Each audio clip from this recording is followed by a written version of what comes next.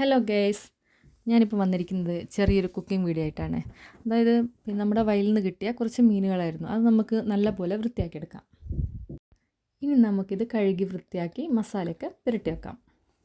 അപ്പം നമുക്ക് ഇതിലോട്ട് കുറച്ച് മുളക് പൊടി, മഞ്ഞൾപ്പൊടി, ഉപ്പ് ഇട്ടിട്ട് നമുക്ക് നല്ലോണം പുരട്ടി വെക്കാം.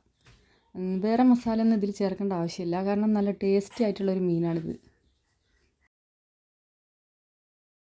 ആപ്പിക്കും അക്കൂനൊന്നും ഇതിന് എരിവ് അധികം ഇഷ്ടമല്ല, അതുകൊണ്ട് കുറച്ച് മുളക് പൊടിയൊക്കെ ചേർക്കുന്നുള്ളൂ. നിങ്ങൾക്ക് വേണമെങ്കിൽ കുറച്ചും കൂടി എരിവിന് മുളക് പൊടി കുറച്ച് കൂടുതലിടാം.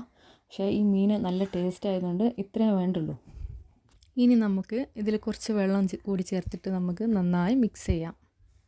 മീനിൽ നല്ലോണം മസാല പിടിച്ച് കിട്ടാൻ വേണ്ടി നമുക്ക് എല്ലാം ഒന്ന് വരിഞ്ഞിടാം. ഇനി എല്ലാ മീനിലും മസാല തേച്ച് പിടിപ്പിച്ചിട്ട് കുറച്ച് നേരം റെസ്റ്റ് ചെയ്യാൻ വെക്കാം.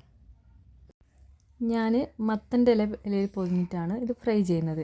മത്തൻ്റെ ഇലയിൽ പൊതിയുമ്പോൾ മത്തൻ്റെ ഇലയുടെ നല്ലൊരു ടേസ്റ്റും കൂടി മീനിന് കിട്ടും. അങ്ങനെ എല്ലാ മീനും നമുക്കിങ്ങനെ പൊതിഞ്ഞ് വെക്കാം.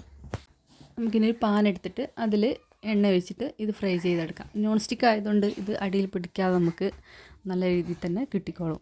ഈ ഇലയുടെ നിറം മാറുന്ന വരെ നമുക്കിതൊന്ന് തിരിച്ച് മറിച്ചിടാം. നല്ല പോലെ നമുക്കിത് പൊരിഞ്ഞ് കിട്ടിയിട്ടുണ്ട്. ഇനി മത്തൻ്റെ ഇലയൊക്കെ നമുക്കൊന്ന് മാറ്റിക്കൊടുക്കാം. ഇനി നമുക്കിതൊന്ന് ടേസ്റ്റ് ചെയ്ത് നോക്കാം. ആപ്പിക്കും അക്കുവിനും കൊടുത്തപ്പം ഒരു രണ്ടെണ്ണം നല്ലപോലെ ഇഷ്ടമായിട്ടുണ്ട്. ഇനി നമുക്ക് അടുത്ത വീഡിയോയിൽ കാണാം.